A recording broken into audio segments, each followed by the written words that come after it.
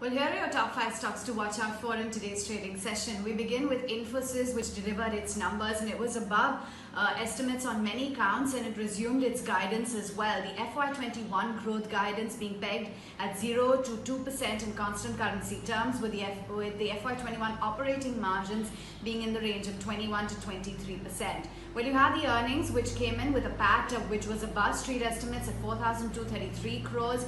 The digital revenues grew about 25% on year, and you had the total revenues, which came in lower by about 2.4% to $3,121 million.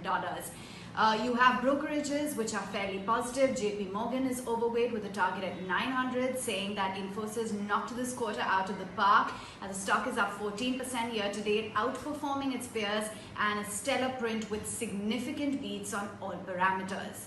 Meantime, you have L&T Finance, which is set to deliver its numbers today. We're expecting the profits at 250 crores. That's down 55%. The NII is seen lower by 3% at 1,347 crores. The loan book could be flat due to the muted retail disbursements. Rural business could show signs of improvement due to improved cash flows, and the size of the defocused book, that is going to be a key monitorable. Meantime, you also have, of course, Reliance Industries that is in focus post the AGM and all of the announcements that were doled out. Very positive with respect to Facebook, that massive deal being delivered, with Facebook pumping in about 33,000 crore rupees into the company. You also have the target for capital raising now complete. Jio is going to add 500 million users in the next 3 years.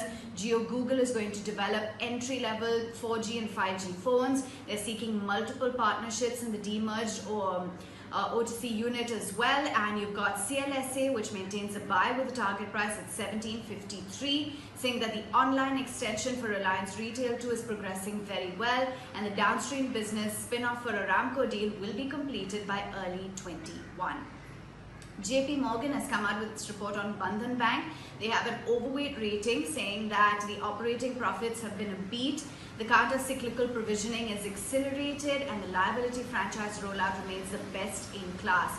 They also say that the micro-lending loan growth for the company remains robust. And finally, you've got Minda Corp, which came out with its earnings. A disappointing set with a loss at 299 crores versus a PAT at 41 crores. Revenues at 697 crore rupees versus 771, so significantly lower. And the margins shrunk to a meager 5.5% versus 10.7%.